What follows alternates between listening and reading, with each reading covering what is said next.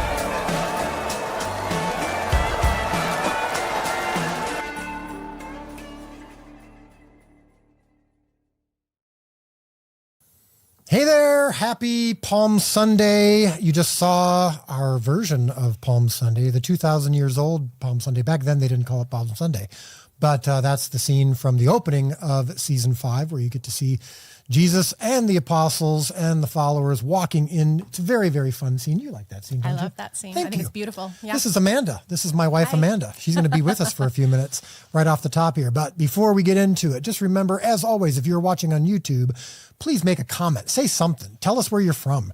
Type the number 1 if you want. Just something. What it does is it kind of activates the algorithms. YouTube says, oh, look, everyone's talking. Everyone's engaged. This is great. Let's show it to more people. And as I always remind you, we have had multiple people who have found the show because of YouTube and because of your activity. If you like what you're hearing, it's hitting that like button. What else? The share button. Do you know all these things? No. The share button, the notification bell. Like it in your heart too. Yes. It's good to like it in your heart too. It's good to like it in your But heart. out of the heart, the fingers speak. Then and you speak. click on Then the speak. like and share button and notification bell and all those fun things. Thank you for that. And I think you have to, right, Sam? You have to actually be subscribed to comment. So if you're commenting and it's not showing up, that's because you're not subscribed. So you just hit it takes 1.4 seconds to just hit that subscription notification thing. I actually have done that. I do know how to subscribe. Good, thank you. If you're watching in the Chosen app, thank you. That's awesome because the app is where you get the show for free. You get all this behind the scenes content, exclusive content. If you do not have the Chosen app, you should get it. It takes you very little time. We don't ask any money from you or anything like that. You just get the app and you get to watch the show for free and get tons of exclusive content. So that's great. Here's what you're going to see tonight. You're going to see an actual scene from season 6. You're going to get a little sneak peek, like a little like mini, it's not an official trailer. It's just like a couple of little glimpses of the first episode of season 6. Just like 30 seconds. So you're not going to want to miss that. That's going to come up right after we have Amanda here. We have a behind the scenes of filming season 6. We get to show you what it was like to film Jesus carrying the cross, and both in the States and in Italy. Got Amber Williams, who plays Tamar for a second. I just know her as Amber, but she plays Tamar. She's going to join us for a few minutes later. We're going to talk about a very, very important, our whole, like the The launch sequence is being activated this Good Friday, and we're going to tell you about how you can be involved. It's essential that you're involved in how we're going to just do our big campaign for season 6. And then we've got this little March like Miracle Madness game that I'm very excited to play. It's a tournament. We're going to fill out a bracket. You don't have to do this. No, I'm just super not doing it, but I think it's going to be very fun for people who do. We've got a bracket basically of like a tournament of the most impactful scenes in The Chosen, and I'm going to fill out my bracket and give you a chance to fill out yours as well. So you are here. I'm here to talk about a big project that we're very excited about. But first, we should give a little bit of an update. So we let people know at ChosenCon your health journey over the last year, and that we were happy to do that, and we had a lovely conversation with the few folks who were at ChosenCon. That has had some unintended consequences. Because as the word has gotten out, it has. Some posts have been made by some, AI generated posts that have created some jerks. Is what I would say. Those jerks out there. Jerks. Amanda's 74 years old. She uses the word jerks.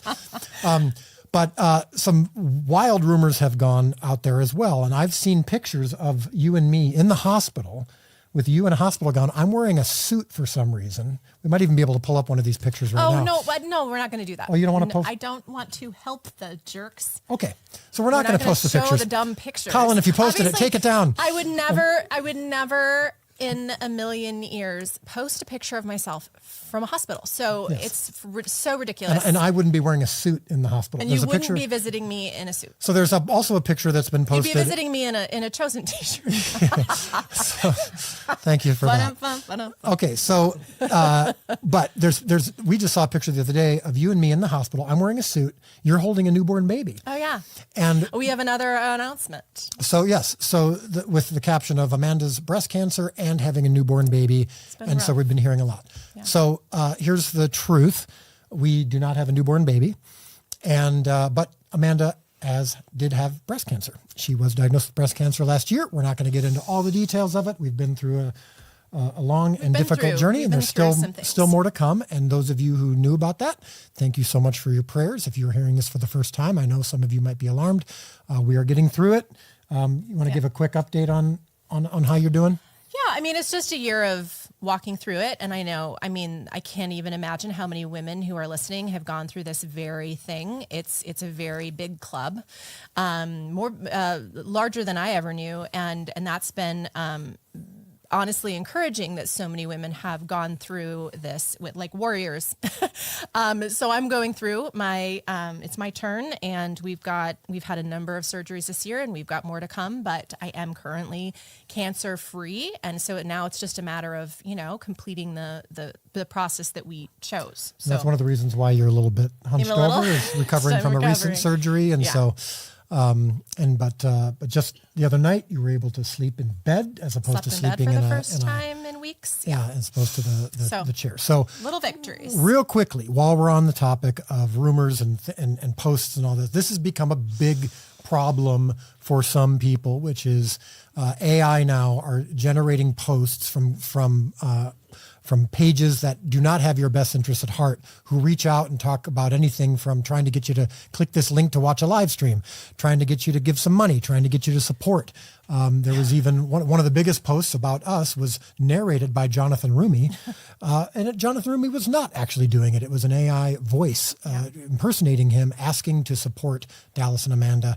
And there are so many of you who are so well-intentioned and love us so much that you want to be helpful. And so we see in the comments all these people going, oh my goodness, and how do I support? And then you end up clicking on links that ask for money.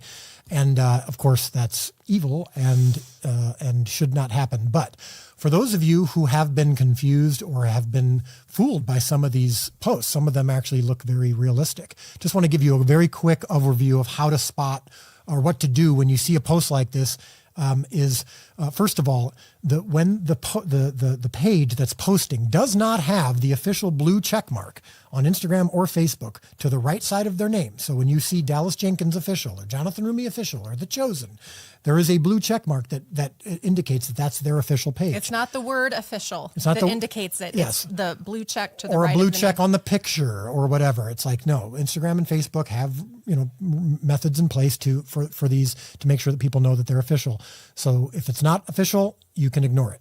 Meaning if there's a post that is asking for something or posting some big announcement or something like that, you can question it. And the first thing you should do is just go to the fan club or ask your friends to like the Chosen fan club on Facebook and just say, is this real?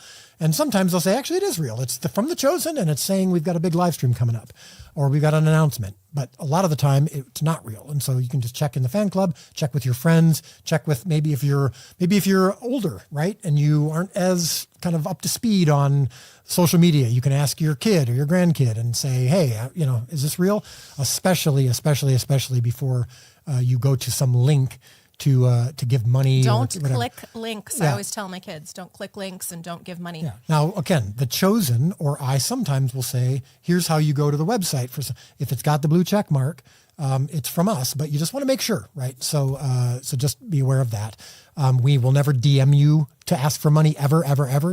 So if you ever get something in your direct message from an account saying, hey, Dallas wants you to support him, direct messages with links in them, you can always safely ignore. And of course, we will never ask you for money for anything other than come and see, they're donating, the nonprofit that finances our production. So if your cursor goes on this link and it's got tons of bizarre numbers and letters, just don't trust it. So just be a little bit more careful with that. But yeah, that's the health update on Amanda. And no, we did not have a newborn baby. Oh, thank God. Even though there is a picture of you holding one with me in a suit next to you real. Not real. So let's talk about what's far more relevant to you is this new book that is coming out June 2nd, but you have a chance to order it now. We're doing a pre-sale right now that there's a limited number of these. So if you want to get the book early, because if you order it now, you can get it in May, right? Like early May, but there's only a limited number of them. So we're doing this limited print run for May for you if you want to get it early, and then it comes wide in June. But this book is called Taste and See, and this might be, if it's not the most excited we've been about a product, it's up there. It's on the Mount Rushmore, because it incorporates so many things that we've been doing through the show. So I'll give the quick intro and then you can talk more about it. But this book it's essentially a hospitality guide in many ways. I would call it a gathering guide. Gathering guide, a gathering guide. And so it's got everything from, food recipes, hosting ideas, but here's what's really important about it is so many people when they watch the show have said these prayers that they're praying, these Jewish prayers that they do, or these songs that they're singing, where is that from? Or how can we do that? Or is there anything we've even had people ask, is there anything we can get that has it all in one place? And we'd love to gather people. And we've had people who've already started doing this, where they gather people and they do like Chosen a traditional Shabbat dinner or where they do prayers and they do the songs and they try to follow maybe loosely what the show is doing, but we put it all into this book and just talk about your heart behind it, and then also the kinds of things that they can see. And then later in this live stream, we're going to bring on. We also had a conversation with Tara Reeves, who's my co-writer on this, who is extraordinary and had some really beautiful things to say about it as well. We did a conversation with her that we'll show you a little later in the live stream. But yeah, just talk about your heart behind it, and then what specifically they're going to experience in this. Beautiful book. So as Dallas said, I was starting to notice during live streams, actually, when we were showing episodes, I would see consistently comments from viewers talking about, what is this festival and when does this take place, or what is this custom, or specifically the Dayenu. Everybody responded to the prayer called the Dayenu. If it would have been enough. Where can I find this prayer? I want to pray this prayer, or what does this mean? And it was such a consistent bit of feedback that I thought, okay, we need to do a book like this, because I want to know those things too. They were good questions. There are so many beautiful moments in the show, and the history in the Jewish culture and where Jesus came. There's so much context for some of the things that we see in the show that is made even more beautiful by understanding. And so we started out doing everything in this book from we talk about, I'm going to show you a couple things. We talk about the etiquette of the day and etiquette now. I'm not a big etiquette girl. It's not a how-to guide. It's just knowledge. It's fun to know. We have, this is a whole section about salt. We have... See, that's really beautiful, though. Like, well, it's I know, but it's not my favorite part. Well, but you love it. I love it. Just because it's not my favorite part. You told me to go to my favorite parts, and I was like, boom, pomegranate is my favorite part. Okay, but that's okay. But Pass the Salt is really cool, too, because it talks not only about salt in food and in the hospitality or the gathering situation, but then like some history behind it. And it talks about the significance of salt and yes. why Jesus talked about salt. So no, all good. I'm not saying it's not good. I like it. Not my favorite. Okay. This is where I just love the art as well. We had an incredible book designer, incredible. The pictures are stunning. But we talk all about pomegranates. We have show quotes about pomegranates. We have show quotes throughout. I'm going to see if you can say pomegranate. Show quotes and pomegranate. I'm There you go. You got it. Without, okay. Yeah. We have, so the recipes, let's talk about this for a minute. We have original recipes from easily one of my new favorite chefs, Amy Raines. She is a contributor in this book. She did original recipes just for this. And it's not just Shabbat meals, because I love learning about Shabbat. I don't necessarily want to have regular Shabbat meals myself. Other people do. But occasionally we like to do.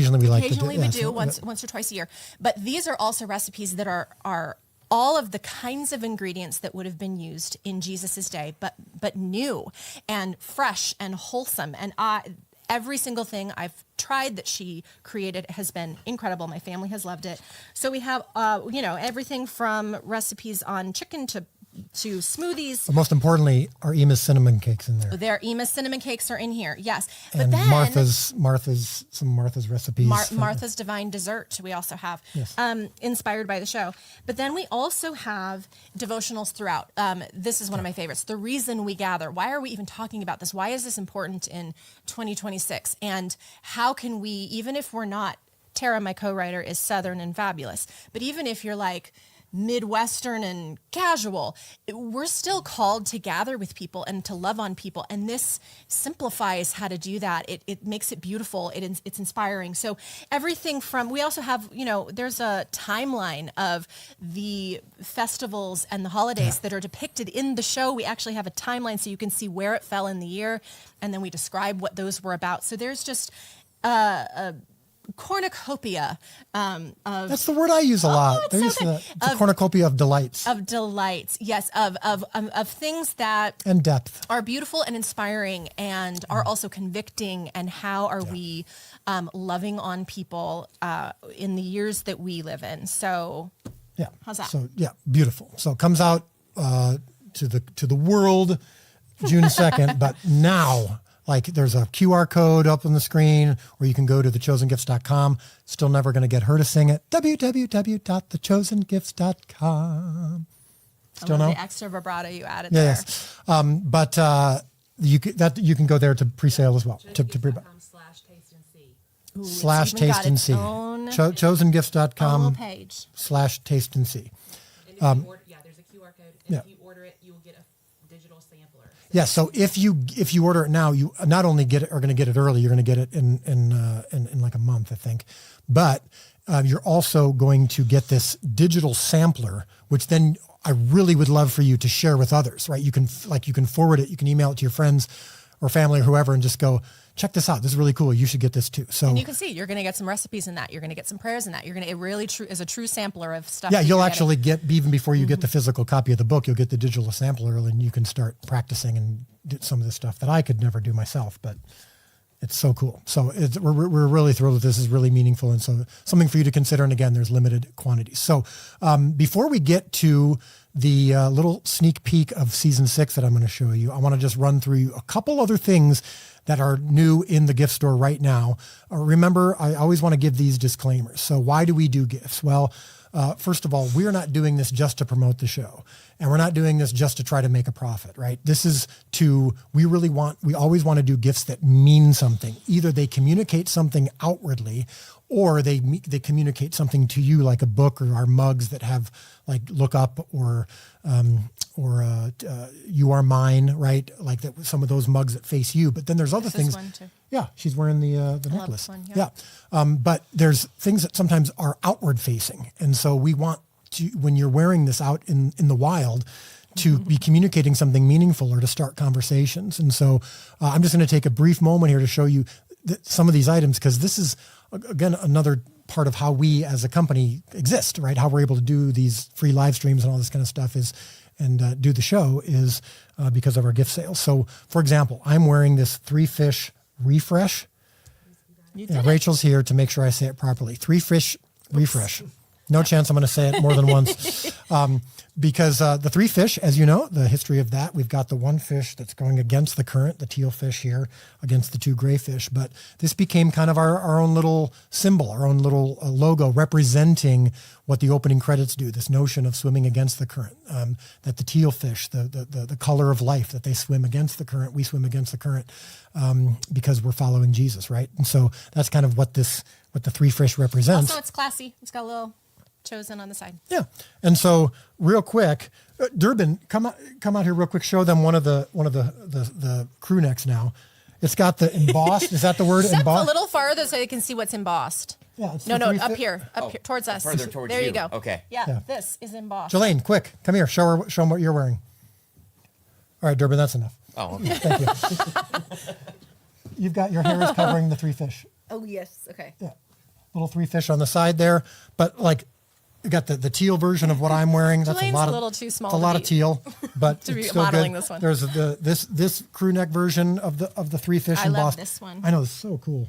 It's the embossed, meaning it's like 3D, right? That's the definition of that Stands term. out. So, and then we've got there's also Got women's. the teal version of what I you're showed wearing. them that. It's a lot of teal. And then there's the full zip up for the women. There's the full zip up black version for the women. Jelaine just went, that's my favorite one. You like this one. So, yep. See, even Jelaine loves it, and that's important. So the 3 fish collection, this was the most popular thing at ChosenCon. We were introducing it at ChosenCon just to see how people would react, and it was just instant excitement. And then as always, as you know, for all of our live streams, I always give what we call an OG item. This is something that was out maybe years ago, and it's kind of iconic, part of our story. And so I usually say to our gifts team, I'm like, all right, I want to pull out one of those items and just give 52% off. And then once they kind of come out of the fainting that happens, because they're like 52% off is It's amazing. right. Well, no, but they're also very concerned. They're like, how do we, 52% off? That's too much. And I say, I know it is, but I demand that we do this. And no, they're actually quite cooperative. I love how we've been spending time talking about the AI untruths. And I'm giving untruths And too. you're giving a Sorry. couple untruths. So I'm going to wear this later in the live stream as well, just because I like it. But this is the Hebrew 5 and 2, right? So the Hebrew letters for 5 and 2. And this is an item we brought out a few years ago. And I love it. it says loaves and fish on And people ask about it. Like On the when I slip. wear it, they ask what it means. It's a really great opportunity. It says loaves and fish. But this is one of the top 3 or 4 items that starts the most conversations because of what does that mean? And it's such a great opportunity for you to go, well, it's the Hebrew for 5 and 2. Why 5 and 2? Why do you ask? 5 loaves and 2 fish. Our job is not to feed the 5,000. It's only to bring our loaves and fish. And so 52% off the Hebrew 5 and 2 items at thechosengifts.com because we just want more of these out there, right? And there's something I'm missing about that. Oh, limited. We're sold out in the double XL. So the double XL is sold out. And these are also limited quantities. So you get them now. And then the final thing I want to tell you about before I let Amanda go. This is I'm excited about this. Mine first, and then this one. Yeah. This is so exciting. That is kind of biblical, isn't it? Mine first. Mine first, My then the thing other first. thing. Yeah. Look at this. This is the vinyl. It's so beautiful. Let me help you so we can hold it. Yeah. And then Open. this is the soundtrack for the Chosen Adventures. Look at the inside with the songs. Can I do it? Can I do Yeah, it? you can pull out Oh, we've got multiple things. it's got coming the out. sleeve out there Sleeve. with the pictures. I love it so Look much. at this. Look, wait, up, right side up. And that's the record. Look So- at, doesn't it look like it should be doing this? Like psychedelic. Yes. Psychedelic, but no drugs. Yeah, psychedelic, but that's sinful, so you shouldn't do that. But it's just so beautiful. And so some people don't have record players, this is a reason to get one because it sounds beautiful. It looks beautiful. This is a really great item. Now, there's CDs as well, and the QR code's on the screen to get you there. But And it's just a collecting moment. and you can also go to Spotify and wherever you get your music, everywhere you listen to music. But this is like something you want in your home. I mean, this is just so cool. Gosh, even if you don't have a record player, That's what I'm saying. Just looks stunning and it's fun. yeah. So, and as you hopefully know, today we released episode 6 of The Chosen Adventures right here on YouTube at the Chosen Adventures page. So you just do a Google or a YouTube search for Chosen Adventures and you can watch episode 6 of The Chosen Adventures free and easy on YouTube. So episodes 1 through 6 are all there with more to come. And then you can watch all of the episodes if you want right now. You can just binge them if you want at Prime Video or Minnow, right? You can see the whole season. So very, very cool stuff. With that, we're going to say so long to Amanda. And thank you again for your prayers for her and for our family. They mean a lot. And I'm going to give you this. Now, what I'm about to show you it's just 30 seconds. Like we're not, this isn't an official trailer. This isn't anything. If you are watching this now, those of you who might want to show it later, like you do not post this to your own YouTube pages or anything like that. Just giving you a little 30-second glimpse of what episode 1 of season 6 is going to look like.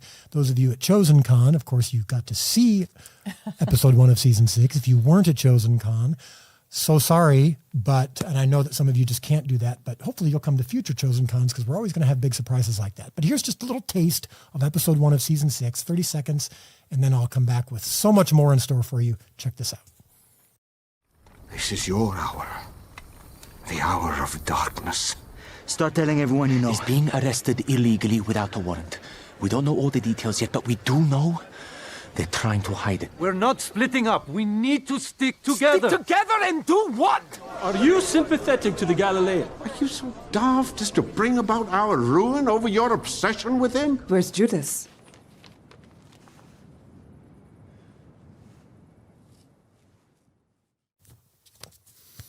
That was fast. 30 seconds. I did it. Everyone in the room is blown away. It was like a NASCAR.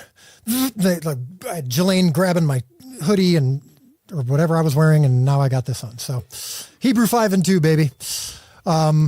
See, that little sneak peek was kind of fun, right? Like just little glimpses of what's going on, and then the ending of it, just where's Judas? See, these are the little things that you don't always think about when you're remembering or reading the gospel story, is how the word was spread about Judas, how the disciples were figuring out what to do. You saw in the preview, and Big James is like, we have to stick together, and Andrew is saying, well, to do what? We do, so confused, and that's the theme of season 6 in many ways, is how devastated and confused the followers of Jesus were, but they still had to trust and they still had to have faith, and we're going to get into that later in this live stream when I show you an actual scene from season 6. You'll see that, and I'll give you all the context of that as well. So we got a big live stream for you. We've got so much more to come. Got a conversation with Amber, who plays Tamar. We've got the season 6 scene. We've got a really great behind the scenes video showing you the filming of the journey to the cross, the carrying of the cross, which is important. We've got some updates on season 6 and season 7. But here's something that I want to share with you first. This Good Friday, we are going to be posting our first official season 6 marketing piece. And I don't even like that term marketing, because this is going to be the first image of the official image of season 6. It's not necessarily our official poster, but we're going to be showing you something very, very powerful. Obviously, I've seen the image, and I can tell you when people see it, I'm even getting emotional thinking about it.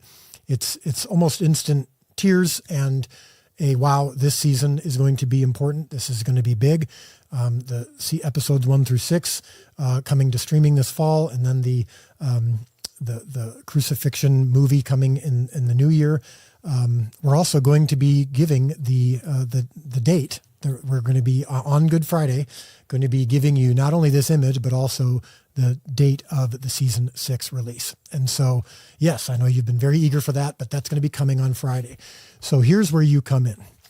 When this is posted to The Chosen, to my pages, to wherever you see it. It's going to be on Facebook, Instagram, TikTok, YouTube, Twitter, or X is what it's called now, right? Kids, it's X. I'm old. So here's where you come in. This is going to be the most throughout the rest of this year. This is kind of like I said earlier, the activation sequence has been launched on Good Friday. This will be the first of multiple assets. Eventually we're going to be, releasing a teaser and then a trailer, and all of those things. We're going to need your help in getting this out to the world. This is not just the United States. This is in every country, because the show is going to be released in dozens of languages at the same time. The movie is going to be released in dozens of languages at the same time. This is for the first time ever. We are really doing things at the same time with lots and lots of you all over the world, multiple countries, multiple languages. And so this is where over the course of 24, 48 hours of this being released on Good Friday, you can keep it engaged. And so what we want is not only for you to share it and to make sure that other people are seeing this, but what will happen is it will bring more and more eyeballs to our pages, and of course to your pages as well, but it'll bring more and more eyeballs. People will start following us anew, or for the first time, and that will help us later, right? This is where we help till the soil, where with every new thing that we release, get more followers, more people paying attention, and then that allows us to get the next item, the next asset out to more people, and it builds on itself so that by the time season 6 releases, we've really gotten the word out to the whole world. And so we really want season 6 to have a great opening, not only on the streaming, but in the movie release, the theatrical release. So here's where you come in. Here's what we want you to do. This is going to be posted. You're going to obviously look at it. You're going to have your own response. That's all great. And then the first thing we want you to do is to comment on it. Make a comment. You click like, click love, whatever it is. It's obviously different on each of the platforms, but taking a moment and not just scrolling past it or not just pausing and then going to the next thing. If you are so willing, if you are engaged with this, if you love the image and if it means something to you and you want more people to be brought to this show and be brought to this image specifically, then liking it, commenting on it, that is what, again, clues in the algorithm, clues into the platforms. They like this. This is good, right? And so then they start bringing it to more people, even without your help. So that's the most important thing you can do before you start sharing it. Comment on it, engage with this post. Then we want you to, of course, be able to share it not only to other people. So it'd be great for you to click the share button or the whatever. I know it's different for each platform, but you can text it to people. You can share it to your stories. All of that's good.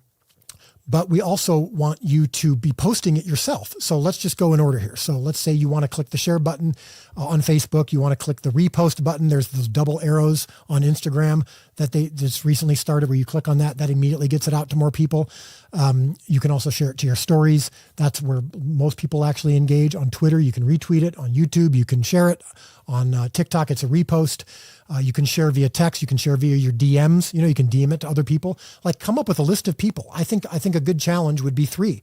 Just to say what 3 people in my life who maybe know about the show, maybe they don't, whatever it is, but who aren't already doing what I'm doing. Some of your friends will already be sharing and posting and texting. You don't need to share it to them. But think of 3 people in your life that you can go, I'm going to share this to and use this as an opportunity to tell them more about the show. Or maybe they're already fans of the show, but they don't necessarily follow on social media. But I just want to make sure that they see this. I'm going to give you a quick hint of this image. I'm just going to say this. What we're calling this image internally, I don't think you'll see this necessarily on the post, but the name of the image is Weight of the World. WEIGHT, Weight of the World. So that should give you a bit of a clue as to what we're going to be showing, but this image is going to be very, very powerful. Now, another thing you can do, maybe not in addition to, but maybe in place of, this is just up to you, is like on Facebook and Twitter, you can save the image to your own device, right? There's that option that you have that you can just save the image to your own device and then post it organically. And by organically, I mean, you're not just sharing someone else's post like ours. We're perfectly great with you posting it yourself. So you take a screenshot, like on Instagram, you can take a screenshot of that image and then post it yourself as though it's a post from you. And you can have your own caption. You can write your own things and say, and even if you're sharing it, of course, you can do your own caption as well. But this allows it to be like a post that like it's from you. We'd love it if you mentioned us. We'd love it if you tagged us. Some of you might not know how to tag. You can ask a friend, ask a grandchild. But in the meantime, saying something yourself, what this image means to you, as though it was your own post. This is an image I just saw from The Chosen. This is an image from season 6 of The Chosen, which is coming in the fall, and it'll have a date on it as well, so you can give the date of when it's coming, and you can say, this is what this image means to me. All of that is extremely helpful. I'm telling you, you hear this all the time. People are always telling you, like, share, subscribe. And I'm sure most of the time, like myself, you just kind of scrub past it or you ignore it or whatever. But I'm telling you, this really matters. This does mean something to the show. It means something to getting more eyeballs on it. And so don't just do this as a favor to us. Again, we're not doing this because it's like, we need more likes and we need more followers. This is something that we really believe will impact many people and bring more eyeballs to the show. So, and I believe that season 6 is going to impact more people than any season we've ever done. This is the moment. This is the moment when we're going all in. All the 5 seasons previously have led to this, to season 6 and 7. So anything you can do in that regard would be very, very helpful. Did I miss anything? Social team, everybody, we're good? So that's what I want you to be. What do we know what time we're releasing it for? Early morning. So when you wake up, you should probably see it on the Chosen page. And then when you see it later, like throughout the day, I'll be releasing it. Some of the actors will be releasing it. Like, just be active. Just throughout the day, when you think of it, just go to Instagram, go to Facebook. You'll probably see it coming across your feed. Get involved, share it. Work with us. So thank you so much. That's going to really help. Now, what I want to show you is a behind the scenes video that the team put together. It's really, really beautiful, showing the filming of from season 6 of the carrying of the cross. When we come back after this video, I'm going to give you an update on season 6 and an update on season 7. Can you believe it? We are almost ready to shoot that. So check this video out. And when we come back, I got so much more for you. Day 1 of filming Jesus carrying the cross. Kind of poetic, that day 1 of that, it actually started pouring. Remember when the Bible says Jesus died on the cross and it goes dark for 3 hours? Well, here we're filming him carry the cross, and it's starting to go dark. It's as if the weather can sense what's going on here. The heavens were crying. As soon as you walk into set, you can feel the somberness of, like, the atmosphere. Everyone is just quiet. Everyone is somber. I saw just a little glimpse of Jonathan. I saw his back. I haven't seen it yet, but I know it's going to be hard. All the blood on his back, on his face. It's not a sight you come back from. Oh my gosh. There are a lot of things that we can't show you right now. Dallas rightfully wants to save it for when you see it for the first time, but I can tell you, it kind of adds to this awe. And to have him within arm's length was mesmerizing and also heartbreaking. Heavy is the first word that comes to mind, of course. More personal than I thought it would be. That feels personal too. To see this is actually an honor for me.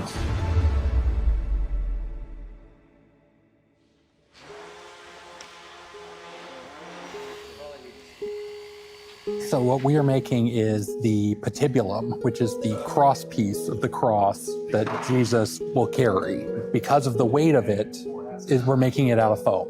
Why did you decide to do foam instead of just actual wood? The wood it's quite heavy, and also like there's sharp edges and stuff. Yeah. So it's really kind of hard to like carry it around for any length of time. And so, yep, that's sharp. Yeah, what we did was first we built sort of a test piece to make sure it was like the right proportion and the right size out of wood, and got Dallas to sign off on that. And then we basically made the inverse of what the object is, so that when we pour foam into it, it'll take the positive shape of that. Can I try? Absolutely. Wait. It's not like terrible, but it is sharp. It's shaped and rounded, and it'll be softer. This is actually the part that he would carry. He wouldn't carry the full cross because it would be just way too heavy for one man to carry. In movies like The Passion of the Christ, he's carrying the whole entire cross. Because it's very dramatic. But a man who is almost beat to an inch of his life would not There's no way. be able to carry a full cross. The actual cross is very heavy, but these we specifically had fitted for Jonathan, and these are about 25 to 30 pounds. He wanted it semi-realistic so he could, look like he's actually carrying something heavy, but not too heavy because he's going to be carrying it a lot. We have multiples of them, so in case they chip or break, then we can give another one to him so we don't slow down shooting at all. The 2 of these in the middle here are for the thieves. So Jesus has 4 and the thieves have 1 each. Did the thieves also get fitted for their... They did not. They're not that special. Okay, wait, don't let it go. Okay, yeah, that's it. Jonathan's gonna have to carry that for hours and hours. So on the one that he's carrying, this is actually leather that we painted to look like metal, just so he doesn't get hurt. Right. And then when we are in Italy, we are gonna put real metal on the real beams that he goes up on. Those will have real metal pieces that bring him up onto the cross. Crown of thorns right here. Yes. Can you tell me about these props and making them? So it's been quite a process, actually, because we had to consider lots of things in building it. The first person that came to us was sound, and they said that we need to make something that they can hide the mic in. Right here, that is the wire. The lavalier microphone. The lavalier. Picking up Jesus' voice. This is Mark, our incredible fearless leader, sound mixer. And he had this great idea of putting it inside of here. So we have a little bit of wind protection. Then we have it traveling all the way down here to the transmitter. And this is what picks it up. And so Mark can get it going. When this crown is on, the microphone is right about here on Jonathan. And it sounds amazing. How do you hide the transmitter? It's in the back of Jesus's hair. And then also there's a rig in it where they can pump some blood out through it. So when they put it on, that you can see some blood come down. This one is the actual real thorns. So we had this made according to what Dallas had liked as far as the shape. And then we had this one 3D scanned, and all the rest of these are rubber. Yeah, but even for rubber, this is really sharp. Yes.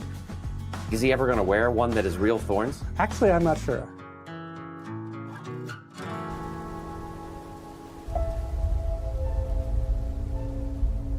So in the scene, Jesus is carrying the cross, but Jonathan is nowhere to be found because it's his point of view.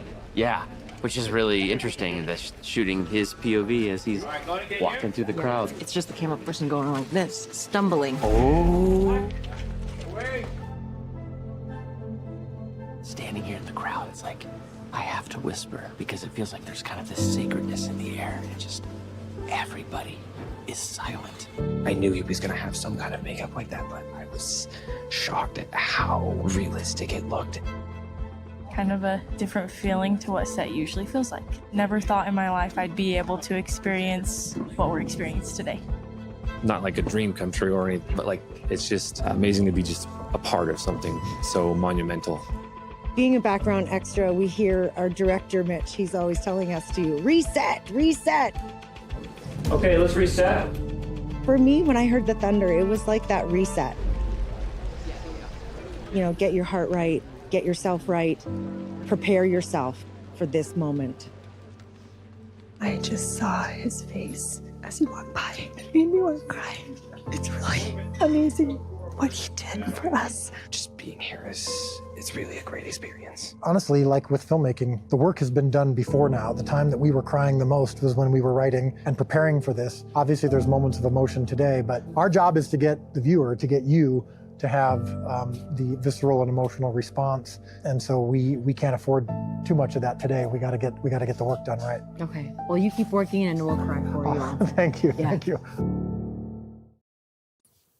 Oh, watching that, it's like I get both really moved because of what I know is coming and what we've been doing on season 6. It's also kind of triggering for me because of how challenging that was.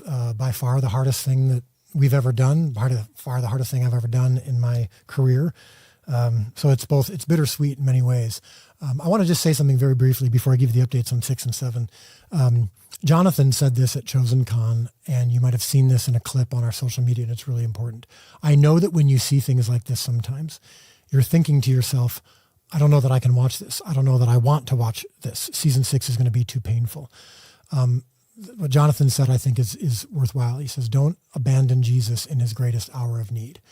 Now, of course, Jonathan isn't Jesus, but he's portraying Jesus, and we're portraying this story in a way that is going to be more visceral than when you're just reading it on the page. And I think you need to participate in this with him.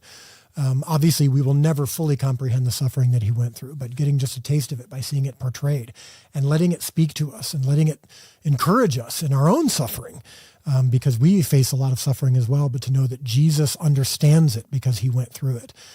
But also seeing a visceral portrayal of it can also perhaps in our prayer life and our Bible reading go, you know what?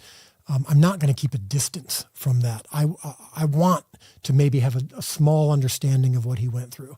And I also can promise you that this season is not just heavy. As you'll see in one of the scenes that we're going to show later in this live stream, as you're going to see in multiple episodes, it's also got joy. It's also got beauty. Because, it's not just going to be a full season of just pain and misery. So there's joy and beauty and meaning and education and history throughout this whole season that I think it's important for you to participate in. So as you know, season 6 is going to be releasing this fall. We've got the date coming this Friday. On Good Friday, we'll release that of when it comes to streaming.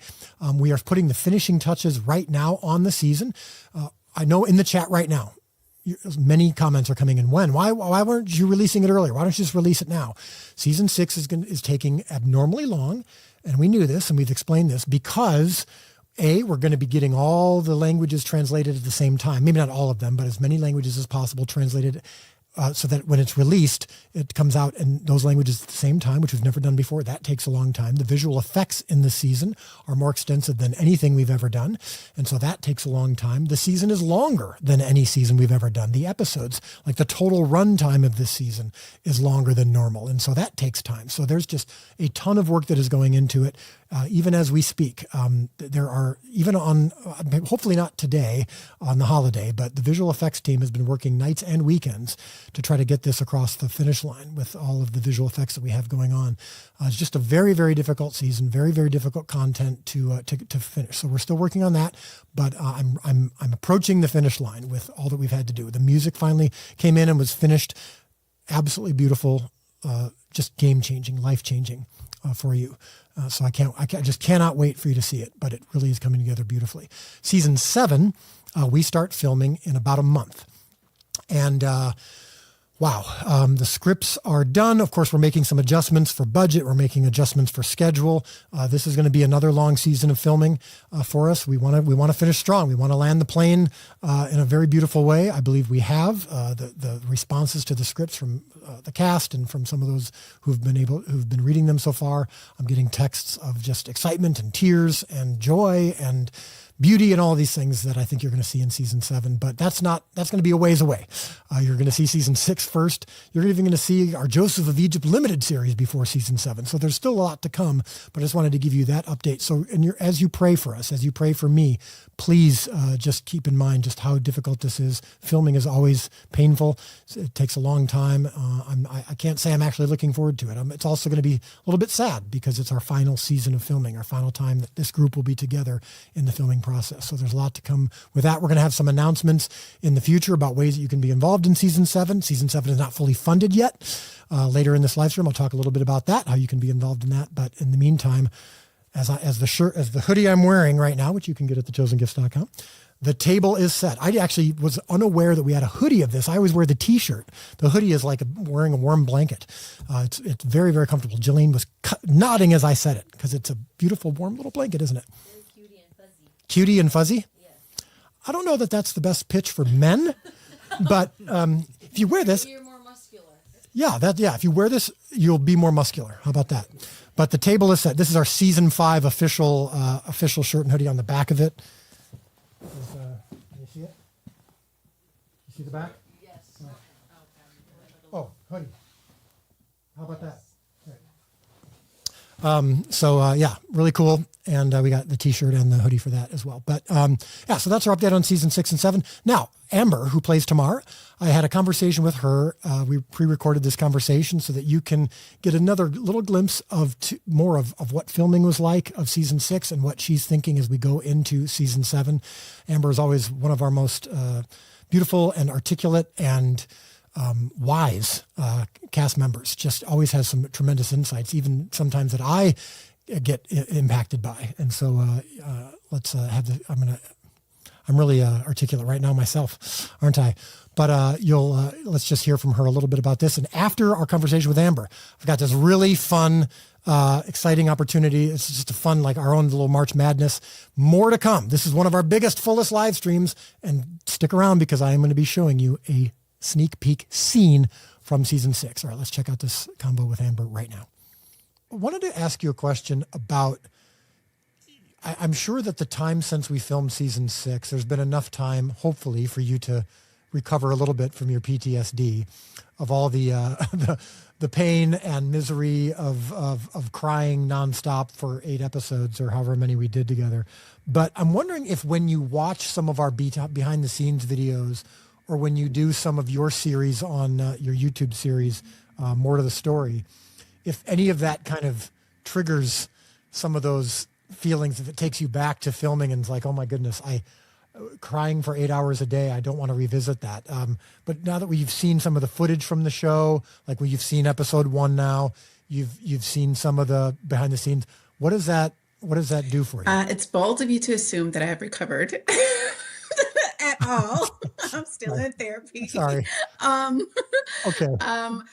It was, I think, easier. The only thing that made it a little bit easier to handle and to just cope with was the fact that we were all doing it together. Because I think if it was just kind of a few of us or just 1 or 2 of us having to go through that, it would have been nearly impossible to do. And so watching that, it takes me back every time I see something. When you guys start posting like little promo, little images from there, I just remember being there with my girls, cooking under that sun, bawling our eyes out for hours and hours, and watching you staying right there with us, sunburned because he doesn't like wearing sunscreen. Yeah. Yes. It's easy for you to say, Amber. You got this white guy. I need some color. He always says that. It's true, man. It's when I hear from you guys with the olive skin or the black skin or whatever saying, Dallas, you need sunscreen. I'm like, don't lecture me about skin color. If I had your skin color, I would put sunscreen on because I would need to be a little bit darker. So I'm just trying to look a little better than my pasty white face normally does. So give me some grace. What I'd love to know from you is your preparation for a season. When you prepare and you're doing your homework and you're memorizing dialogue for a season that you know is going to be painful, is there anything different about that between that and a season like season 7? It's going to be less, obviously significantly less painful. I find that when we do a lot of things that are profoundly emotional like that, and that require you to dig deep into a part of you that you normally try to work. We work really hard to cope with these things and to heal from these things, and it's kind of like we have to relive them when this happens. It's very isolating. So it's like you have to kind of isolate yourself sometimes because imagine you're trying to stay deep in something and then you hear someone laughing and popping up in a bag of Cheetos. It just takes you out of it. So we kind of, a lot of times, to just get our headspace in there, me personally, I usually stop spending so much time with my castmates, with my friends, with my family, because they bring me joy. And if I need to be in a place that feels like I am lacking that, it's really hard to do when I'm surrounded by so much love all the time. And then do you find that you don't necessarily need to do that going into a season that you know will be less less heavy I feel like and painful? 6 and when it's heavy, it's like it's that when you're holding your breath. And, when you get to the point, because, you do that actually, you get to that point where your chest starts to hurt and you're not sure where the next breath is coming from. And season 7 is like that exhale that you have been waiting to release for so long. And I think because it is more about the triumph and the coming together and the joy and the hope, and it'll allow for so much more space in order for us to connect. And also, it's the last season, and who knows how often we'll have to connect again after this. And I'm definitely going to be doing the opposite. That was going to be my last question here is, as you head into season 7, as a human being, as a friend, as my friend, as the friend of the cast members, knowing that, at least for now, at least from what we know, this will be the last season of of this experience for sure. And future shows, we don't know exactly how it's all going to work out, but it'll for sure be different. It won't be the group together. We know that even depending on who all we bring back and who all comes back, it's still, the group won't be traveling together. They won't be in all these scenes together. Have you started to reconcile that at all or think about that? Or is that one of those, I don't want to think about it until the last day? Since season, I want to say 4, since the middle of season 4, I have been crying about it. There are plenty of moments where we've been sitting all around a table or something, and I just look at all of their faces, and then my eyes start to well up with tears because I'm like, oh my gosh, these are the last of these kinds of moments. And it really, really hit home in season 6 because we know that 7 is it. And so I try not to think on it too much because even there were moments where I thought I was empty when we were filming and I had to cry or something in 6. And then I would just look at them. We're all just numb. And I'd be like, this is probably the last time we'll be like this together. And then everyone's like, oh my God. and it wasn't even about what was happening. It was just the pure Right. pain and anticipation of loss of this family dynamic that we have been accustomed to for almost the better part of a decade. And it hurts. Yeah. Like you're not going to get me to cry right now because I'm working on it. I'm sensitive. I'm pull it together. But it hurts me to think about it because this show has given me family. It's given me purpose for this long. It's given me confidence I didn't have before. I learned so much, and I think we all did. And telling this story, and it also allowed me to look at the Bible in a different, because I grew up in the church. My dad is still the minister of music, and I just never thought about them, the disciples, or Jesus for that matter, as people. And now I can see them as living, not just saints and beings, but human beings and people, because I can directly relate them to my friends. And that hurts so much more every time I hear about, now I can go back and read these stories and be like, feel it on a molecular level at this point. And so just feeling so final, it hurts, it breaks my heart. I could cry at the drop of a dime. I'm crying now, I'm just keeping it on the inside, guys, I promise. Yeah. Well, what I think is really precious about it is that you specifically, among almost everybody in the group, we didn't even know that you would still be here at seasons 6 yeah, I and didn't know 7, that. right? So, because when you came on in season 1, it was for a 1 episode thing, and then That was hi bye. you did so well, and we loved the character, we loved your portrayal, and we loved how you fit in with everybody. And Ryan and Tyler and I just thought we need her back, and she. But not just Tamar, but Amber. I just came in as a new fan because the reason I started watching the show is because I got the audition, and this is the only project that I've ever been a part of that I actually watch it after I'm done. And just to think that I won't be seeing all of these beautiful faces fills me with a lot of pain, but also gratitude at the same time for having lived the experience. And I loved how you guys were like, okay, let's take this character we've created and connect her to so many other stories and you gave her so much purpose. Because, people like to argue, well, the necessity of having it, but I'm like, oh, they found so much purpose in having her there. And sure. I'm just grateful that you guys were considerate little of me for that. I had so much imposter syndrome for so long. I'm like, you got me in here with these powerhouses. I don't belong here. Yeah.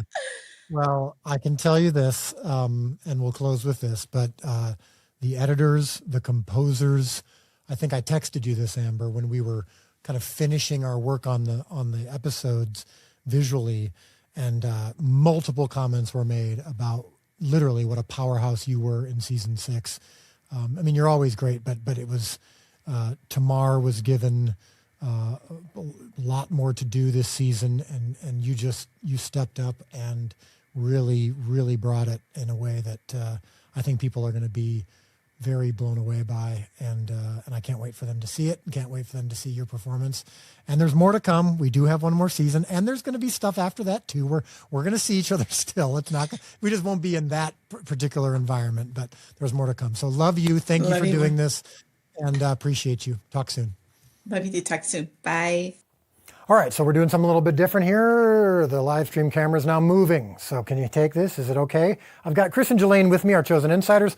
Thanks, by the way, for that conversation with Amber. More to the Story is the name of her YouTube series. It's our YouTube series that she does for us. So good. I'm telling you, it takes you so much deeper into like the history of some of these stories and some of the stuff that you see in the show.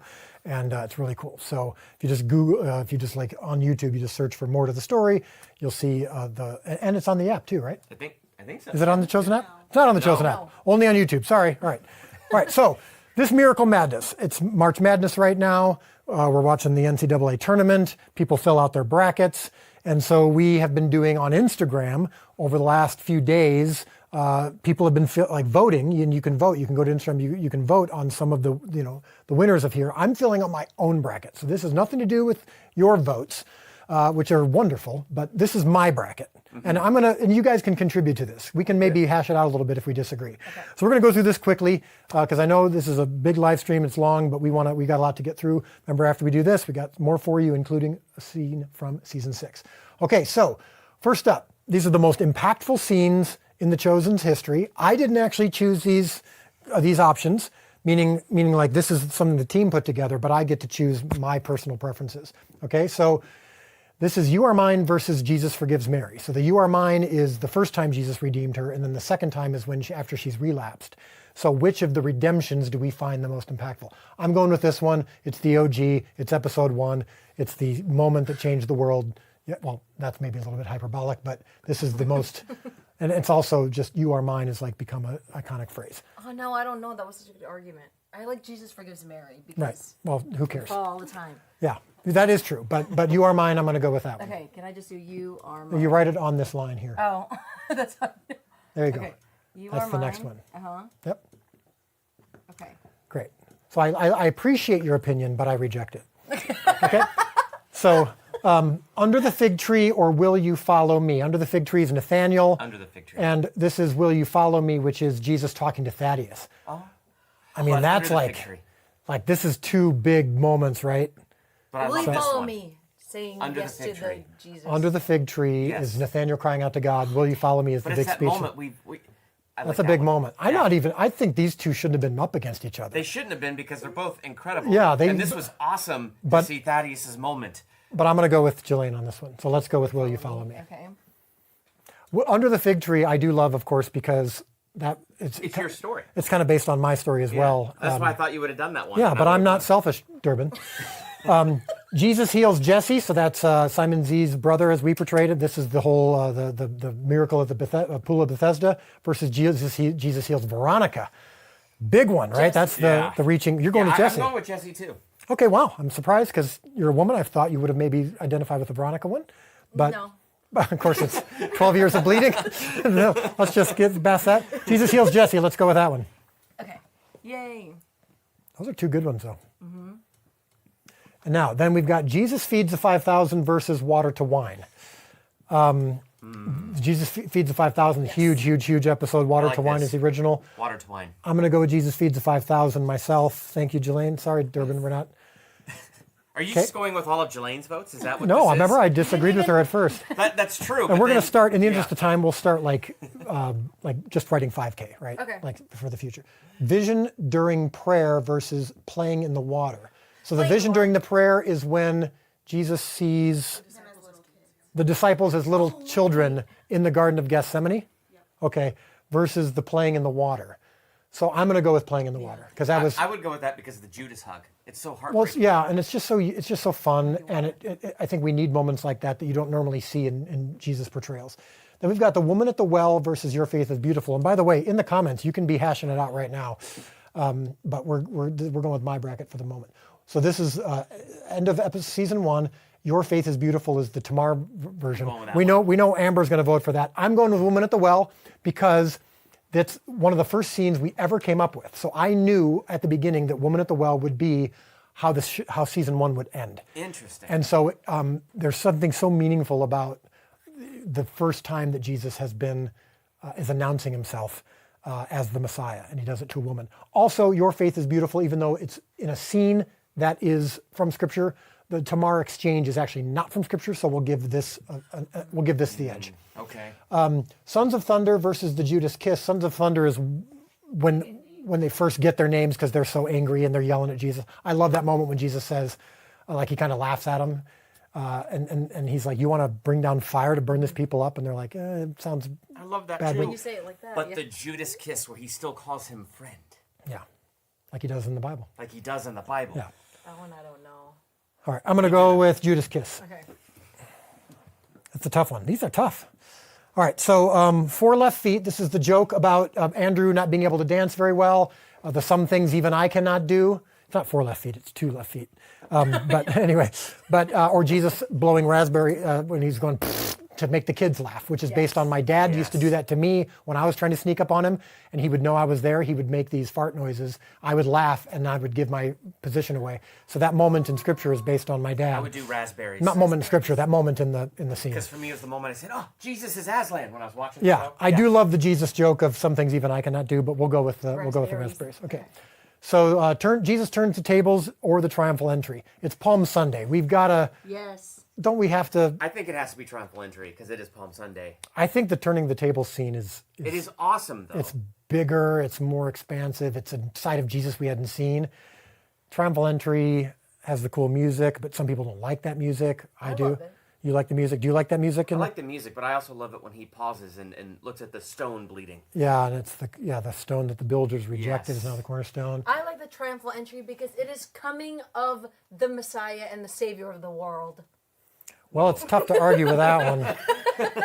I like it when he throws tables upside down. yeah. All right, fine. What triumphal entry? Oversaved Jelaine. On the TE. tables, I met the guy who trained Indiana Jones on the whip, so that was cool. All right, well, that's enough. John 3:16, this is the scene with Nicodemus, season 1, or Lazarus come out, the whole resurrection scene with Lazarus. John 3:16. Oh, I got to go with John 3:16. That's the OG. Walking on Water versus Miracle of the Fish. That's the season 1, episode 4, which I've always said is my favorite scene because of all the things that happened to go into making that scene. But Walking on Water, I think so. yeah, that's just like that's. Both scenes are Don't just let too me good. go. How do you put these scenes against each other, man? I don't know. Painful. I'll take that one, which is Jesus when the ghost scene when the guy says, "Do you want one of these rooms is haunted by my dead grandmother?" He's like, "Oh, I'll take that one," which I was nervous about. I thought some people would be offended by the fact that Jesus wanted to be in a room with a ghost, but I went with it anyway. Or I was one way and now I'm completely different, and the thing that happened in between was him. I mean, come on. I know. Iconic. I'm gonna end this debate right now. No, I was one way. That's the OG. Yeah. That's like I was one way. good. It would have been enough versus washing of the feet. Jesus washing the apostles' feet. It would have been enough. Or it would have been enough. That scene has. I think it would have been enough. Yeah, I'm going to go with that one too, because it's gotten so much response.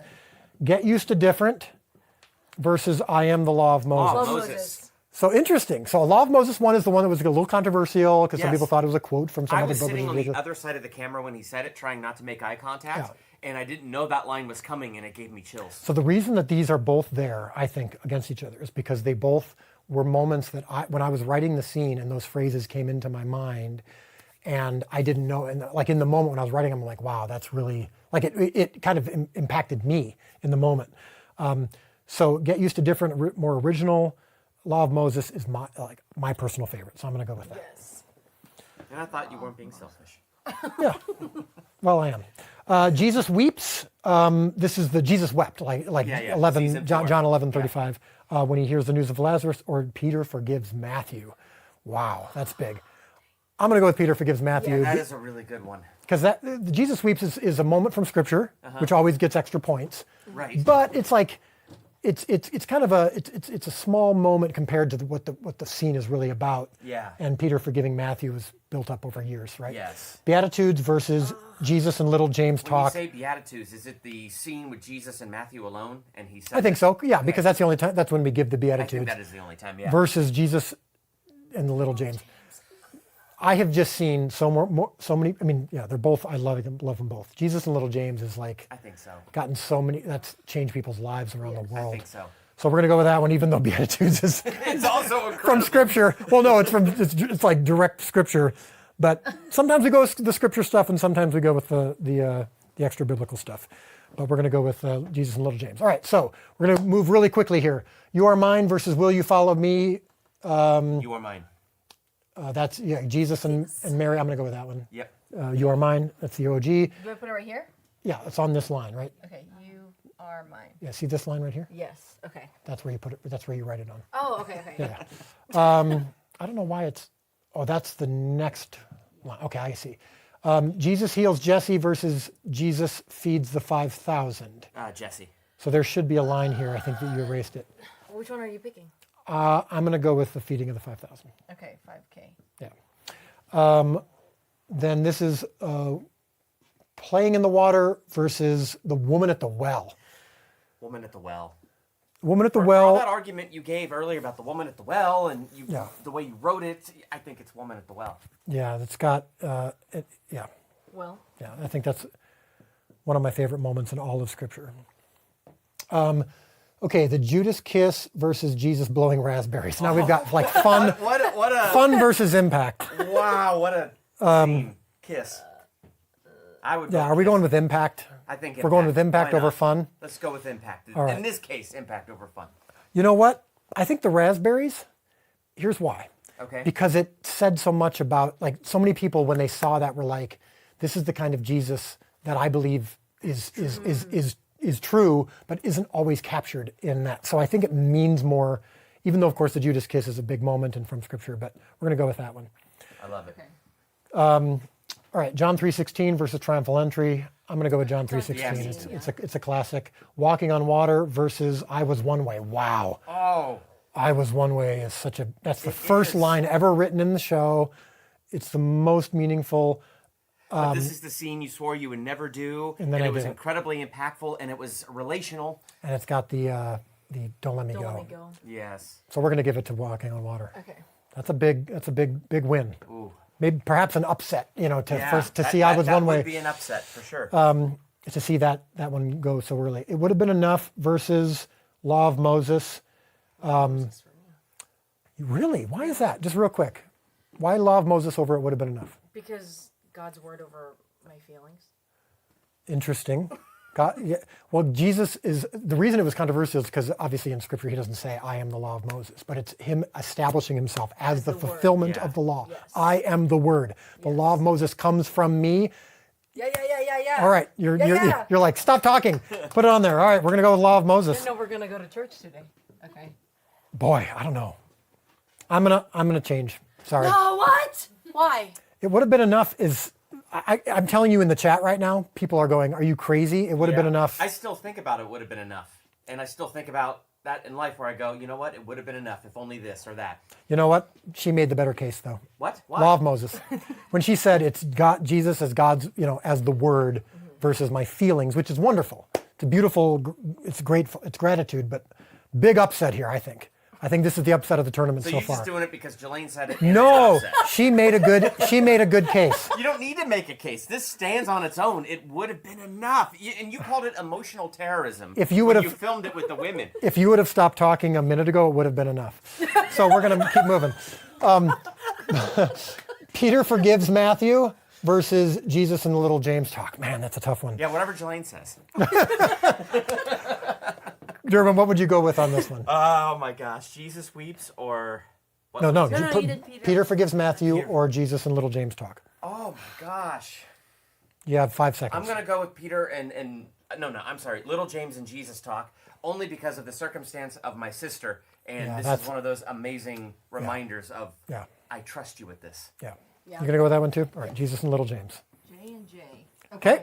We're heading into now the lead 8, I think. Oh gosh. So You Are Mine versus the feeding of the 5,000. I'm going to go with You Are Mine. Yeah, me too. It remains. I think You Are Mine is the top seed. I think I think so. It's the favorite. Now we'll see if it lasts.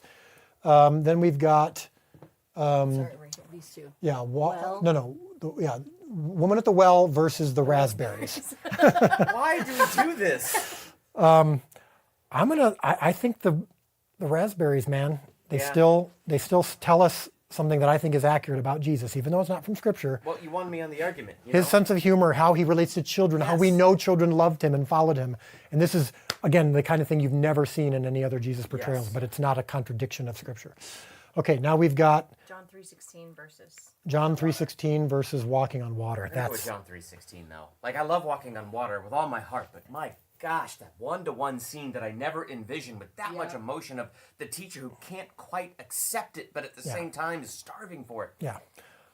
That's where you go. I think I'm gonna stick with walking on water. Also, that was a good argument? It was a good argument. Okay, good. It really was a very good argument. I'm gonna go with it because it's the most Chosen-esque. I think they both are. Yes. But it takes a moment from Scripture, and then all of the production design behind it and how we made it. For me, it's more than just the impact on the audience. It's also just everything that went into making the scene. But man, yeah, John 3:16 is a big one. But for me, I lost, even though I made a good argument. No, you made a good argument. But this is ultimately my bracket. Then we've got Law of Moses versus Jesus and Little James. I think we got to go Jesus, Little James. I think so too. What would you? You're Law of Moses. You're a Law of Moses girl. I'm gonna go with Jesus and Little James because of but this is about impact, and I know how much impact we've heard from people about that scene. All right, we're in the final four. We're about to come to the close here. Oh no. You Are Mine versus the raspberries. I think at this point, the Cinderella story, raspberries, has done its job. I think so. It's got to go. So do I put it right here? Yeah. Okay. Because You Are Mine is Old Testament scripture. It's Mary's redemption. It's the moment when Jesus appears in the show for the first time. It's the OG. It's got everything. It's the great. Okay. And then we've got Walking on Water versus Little James. Jesus and Little James. I would like to see You Are Mine go up against Jesus and Little James. I think that'd be interesting to see the first original with the new impact. So you two are Jesus and Little James. Yes. Boy.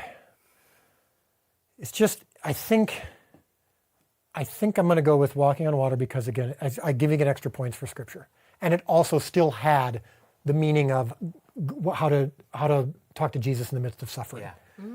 Right? And you foreshadowed more Scripture from 1 Peter, didn't you? Yes. Yes. Lots of Scripture. Yeah. So when Jesus is talking to Peter, he says things that end up in Peter's book later, which is cool. When he says the testing of your faith, and this is testing you and it's strengthening you. Which is found in the Law of Moses, which should have won. No, it's actually not found in the Law of Moses. So anyway, maybe I shouldn't have listened to you in the first place. It's found in the Law of Moses.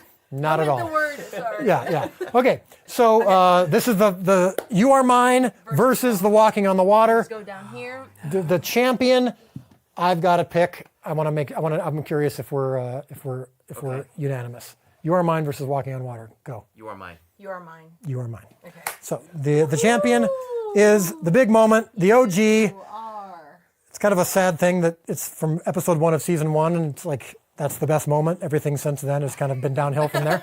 But all right, so coming up next, I got to remember what we're doing. Oh, we've got yes, this is a conversation with Tara Reeves, the co-author of the Taste and See book. Just a short couple minutes conversation, and then when we come back, got a few more things for you, including scene from season 6. See you in just a few moments. Tara is by far and away the most hospitable person that I know. My kids literally have called her day of and said, "Hey, we're in the area. Can we stay the night?" And she's like, "Yes," but it's not only yes, it's swing open the doors and it's the royal treatment. No, it's more like we're in the area, and she's like, "You're staying the night, and in fact, you're going to stay for the next week." And everything's going to be taken care of. Calls rooms in her house, your room. She's the most hospitable person. That's largely to do with this book. And then she's one of the most creative people that I know. So I had an idea of what I wanted to do, but I knew I couldn't do it without her authentic, hospitable spirit and also the incredible creativity that she brings to everything she does. So that's why Tara. Also, I love her. So huge compliment coming from the two of you, and I appreciate that so much. But you know what is so beautiful about this project, Dallas and Amanda, as you know, in the course of the year that we wrote this together, and it was a team effort, truly, Amanda and Dallas and I married off 3 of our children within the year. And so, I think the Lord does this deliberately of stripping us of anything that we can say, this was us. It was all him, because we definitely had a lot on our plates, but we just experienced his sufficiency and inspiration and creativity in ways that we can only and should only just turn back and say, Lord, this was all you. And he allowed us to taste and see his goodness along the way every single day. So Look how she got the title in there. It's what she does. Yeah. I'm telling you. So Tara, what would you say about this book was the thing you were most excited about to work on or to do? Well, this is a resource that I think every home needs, no matter what your spiritual background. The 3 of us know that Christianity is a relationship, and the whole beautiful emphasis on Christ is that we are welcome. And this book is kind of a gathering guide for those that may be more familiar with pulling an extra seat up to the table, as I am and I love to do, or those that are hesitant to do that. I think this is going to be an incredibly practical way for those to learn how to welcome people into their homes and to have discussions that are not superficial, but ones that are really deep and meaningful. And I'm just excited about everything. One of my favorite discussions with Amanda's, we were talking about Mary, Martha, and Lazarus. And in our conversation, and Amanda and I had many throughout many days of this last year, and they're always my favorite conversations. But imagining the difference in that household had Martha focused not on asking Mary into the kitchen with her, but first inviting Jesus into the kitchen with her. I mean, I'm sure she had already heard about what he did with the 5 loaves and 2 fish and how he multiplied that. So I think, it's the practical ways that we can invite the Lord to direct our conversations, our meals, our fellowships. I mean, this is going to be a useful tool for everybody and such a beautiful gift to give. We have a chef that we brought on board to create actually unique, one-of-a-kind recipes for this book, and they are unbelievable. They are incredible. And they're simple. They're all simple to do. But the thing that I love about it, it doesn't actually read, cover to cover. This is something that you can go to if you want to look into a prayer. We included a lot of the prayers that are in The Chosen. And so you can go directly to a prayer for a specific event, or you can understand more if you want to know a little bit more history about the festivals that we're depicting in the show. Oftentimes people are asking questions about traditions or festivals or whatever they're seeing. Yeah. You can go straight to that section and find out a little bit more about what you're viewing. So there's the personal application of gathering, which is our heart behind the book, but there's also historical explanation of traditions and festivals and prayers and things like that. The fact that Jesus, as you depicted so beautifully in the shepherds, he was placed in a manger, in a feed trough, and he is the bread of life. And so there are so many aspects of this book that intentionally point to him. All of that content, the devotional content, the deeper dive into some really wonderful spiritual truths. Also, in the end, it turns, and there's a your turn section. Yes. Where literally we have even suggested meal plans using the recipes that are throughout this book. We have conversational guides to sitting at the table. Some people are really good at conversation. Tara and I don't need help in talking. We need help in listening probably a little bit more. Like I don't need conversational prompts, but we have those. And we even have like tips on arranging a simple flower arrangement. If that's not your thing, you can gather around on the floor. There's no prescription for how to gather and how to host people, but we do have actual practical suggestions if you want to create a dinner party as well. And I think a lot of millennial moms and Gen Z moms are going to appreciate, and this might be a spoiler alert, but we even suggest practically putting cell phones into a basket prior Kids are gonna love us. Times of fellowship, so we can intentionally plug in to each other. Well, thank you, Tara. We love you. Thanks for being part of this and for taking time to join. And I Your- I just can't thank y'all enough for tapping me for this. I mean, I'm just humbled and just so incredibly grateful because I do admire you so much. And I see the Lord's anointing on your lives. And I consider myself your number one cheerleader. And to be asked off the bench and onto the playing field with this project just means more to me than you will ever know. And I love and respect you both so much. And I'm just your biggest fan. Couldn't have done it without you. Love you. Yeah, love you. Love y'all so much. Have a great day. Talk soon. Bye-bye. Okay, bye-bye.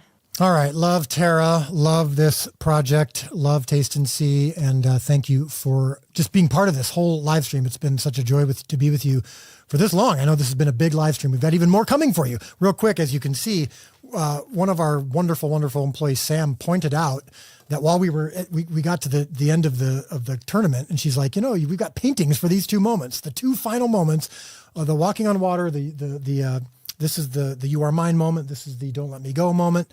These paintings are also available at thechosengifts.com, but leaving that aside, we did actually commemorate these moments in something beautiful. So Liz Lemon, the famous painter, did these, and they're great for you as well. Now you can get multiple sizes. I chose the big one because it's I wanted to hide Jelaine for a moment. Are you still back there? Yeah. Jelaine's like, and then Durbin's like, I feel so small holding this line, but there's multiple sizes of those paintings. Thanks, guys. You're good. Just wanted to point that out. Thank you, Sam, for the reminder. So I wanted to read you this very quickly. This is an article that we came across about a gentleman from, I believe, Vietnam, who has an incredible story of his ALS journey and how it robbed him of so much of his body and his ability to communicate and how many and walk and how he had young kids at the time. And it's this extraordinary story of how, the headline is, it says ALS robbed him of almost everything, but God gave him even more. And so someone was reading through the article and passed this on to me, and I wanted you to know this because this speaks to you and your involvement in this show. They're talking about his wife from the perspective of his wife. And this is what the article says. But the loss that he felt most keenly was that of his job. She told Salt and Light it was his identity. During that dark period, The Chosen, a series about the life of Jesus, was streaming. She happened to be walking by one day when he was watching the show. She sat to watch the episode with him. There was a scene of little James, who asked Jesus, "Why haven't you healed me?" Jesus told him many people followed him because they received healing. But little James followed Jesus even though he was not healed. That took greater faith, and he would be greatly used by God because of that. During that moment, I said to him, Hey, that's you. It was a God-inspired utterance because until then, neither of them had thought about Christianity. She'd been to church and church camps in her youth, brought by her older sister's tuition teacher, but that had been but a short season in her life, and he had always believed in another religion. Tragedy, however, made them more open to the Christian faith. As part of their search for a solution, she also tried praying to God. This is a picture of them, of the two of them together. That was back when they were dating, before they'd even gotten married. There is a Bible app on my phone. This is the Bible app, the YouVersion Bible app. I've had it since I had the phone. I don't know why. Didn't remember why she even had it. I opened it up one day and saw a guided prayer. So I would follow the guided prayer using the app.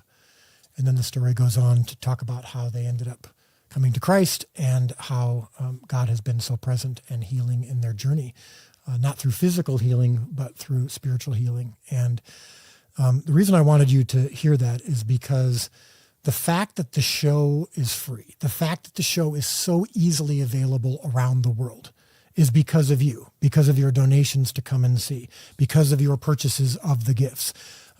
Several years ago, when COVID hit, and we showed the show on YouTube over 8 live streams and said, hey, we're just going to make the show free for a few weeks. And then but if you want to give, if you want to contribute to it so we can keep going, so many of you immediately were contributing. And we decided after a few days into it, you know what, we're just going to make the show free forever. And we're going to trust God with the income. And we're going to just ask the viewers to participate with us in some way. And not all of you can. I know that there are some watching right now. You might be watching right now thinking, I can't give. I don't have enough. That's fine. You can participate this Good Friday by sharing our posts. You can pray. There are so many things you can do by spreading the word. But if you have the ability to, whether it's by purchasing our gifts, such as the Taste and See book you heard about, or this Chosen Adventures of vinyl, or what I'm wearing, or whether you can donate to Come and See. That's the most direct way. Donating to Come and See, which is the nonprofit that finances our production. They finance they're financing season 7 right now through your donations.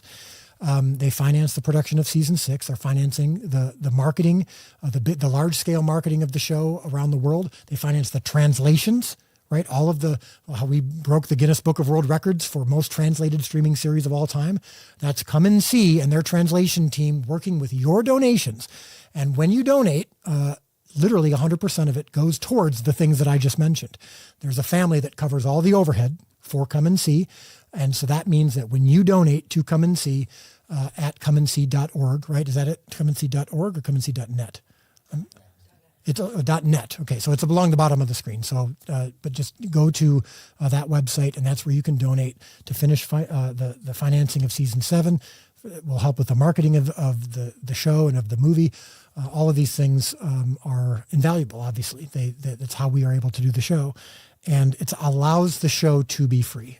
So every season we release to Prime first or to the theaters first, but eventually the show is always free and easy in the Chosen app and easy to find.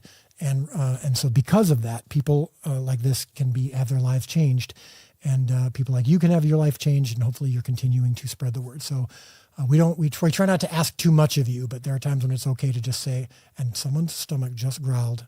You probably didn't hear it, but I did. It's okay. We'll still let you be here next time. But sometimes it just happens. But anyway, that's how you finance future seasons, or season 7, and marketing and translation. So thank you for considering that. And with that brings our live stream to a close. And I'm going to show you first a scene from season 6. And then after that, we'll play a video from Come and See to talk about some of the impact that you have had a hand in. So this scene from season 6 is from episode 1. If you were at Chosen Con, you got a chance to see it. But this is a scene where the disciples are walking away from the Garden of Gethsemane. They have just seen Jesus get arrested. They have seen Jesus allow himself to get arrested without putting up a fight. They are confused. They are frustrated. They are questioning themselves. They are questioning each other. They have no idea what to do next. And this is the kind of stuff that we don't always think about. What happened in that moment? How did they react to it? And so we did what we believe is a plausible capture of what they would have been talking about. And you see one of the disciples step up in a leadership role through a servant mindset that you might not necessarily expect, someone who doesn't normally lead, but he steps up to lead the group because Peter and John have left to go follow Jesus to Jerusalem from the Garden of Gethsemane. But this scene, what it's about is what we do when we are in the midst of suffering, sadness, confusion, doubt, pain, all of those things. We get a lesson in this scene of where to turn and who to turn to and why. So check out the scene from season 6, and then after that we'll play the Come and See video. But in the meantime, remember, your job is not to feed the 5,000. It is only to provide the loaves and fish. Love you. God bless you. Talk to you soon. Ignition sequence started. All engines are started. We have ignition.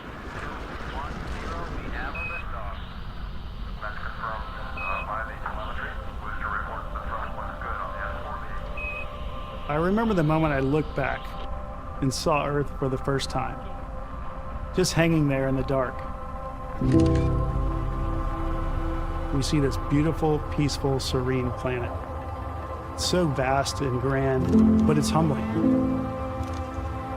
Everything I'd ever known on that blue jewel, suspended in the balance. Everything I believed in, everything that I'd been taught growing up, just kind of was all validated in that one moment.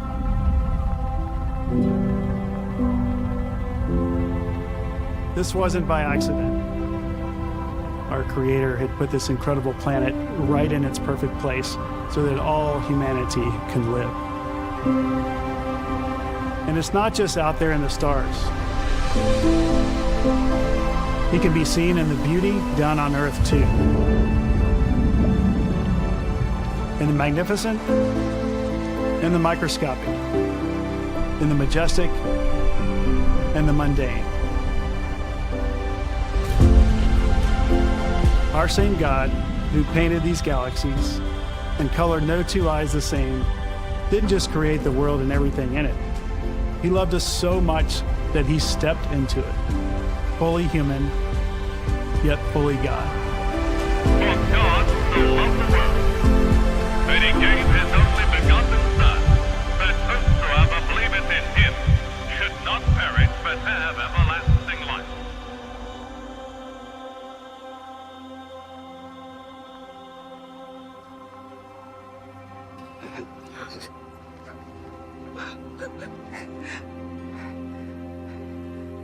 Yes, it worked.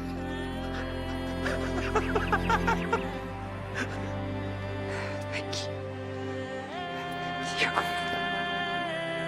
God himself, revealed in the person of Jesus, walked with us 2,000 years ago. And ever since, believers have found ways to share the truth and life of Jesus using the tools and technology of their time. In 1941, in the midst of World War II, the director of religious broadcasting for the BBC Radio in London said this: "Now it's a fact of history that every Christian revival during the past 1900 years has come from a fresh study of the life and teaching of Christ." He said this about a series of radio plays called The Man Born to Be King, launched in the midst of the darkness of World War II, which spread across the UK and reached 2 million people in that generation. 37 years later, a film was created called Jesus, which went on to become the most watched, most translated film in the history of the world. Exactly 40 years later, a pilot episode on the birth of Jesus from the perspective of the shepherds was premiered for the world. In that moment, no one knew that it was going to grow to become this global phenomenon, reaching the world in a TV show called The Chosen. We have more tools to communicate with each other than ever before, and that creates a problem on one hand in that there's so many distractions, but it's also created an opportunity on another hand because people are saying, this isn't the answer. Now they're craving authenticity more than they ever have before. The cool thing is, I'm not introducing a new Jesus. I'm simply revealing the personal, intimate, authentic Jesus that has always been there. A Jesus who laughs, who tells jokes, who dances with his friends, who cries with his friends. Those moments that seem small on the surface are actually the moments that are, for whatever reason, unlocking so many people's experience with God all over the world. Because of, come and see, what we're seeing in every country that The Chosen is introduced and every language in which The Chosen is translated. The demand was the same every time. The show starts to grow in some of these countries that we thought would actually be very challenging. For whatever reason, this portrayal of Jesus seems to be cracking the code for people to experience a more emotional and authentic relationship with Jesus than they'd ever had before. I've had an opportunity to meet people to come up to me and say, because the show is free, I was able to see it. Because the show was translated into my language, I was able to experience it, and my life has forever changed. When I first saw The Chosen, it was like a painting came to life. Every season just got better and better. This is such an amazing show. Like, I've never seen anything like this. I was hooked. I was like, well, this is real. It's like a gift because we can see a Jesus like a human. It wasn't just one more TV show. It was truly like you're watching the stories coming to life. That reminded me that how personal my relationship is with Jesus. My family in the Czech Republic, getting an email from my cousin saying, we're watching The Chosen. It's here, and we watch it, and we love it. I can have conversations about the same episode with my family in Mexico or with my friends in South America. I think it's reached a lot of people, more people than we know.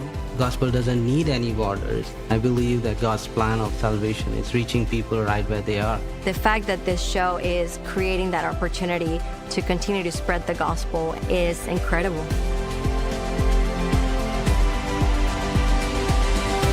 Jesus said, "The harvest is plentiful, but the workers are few."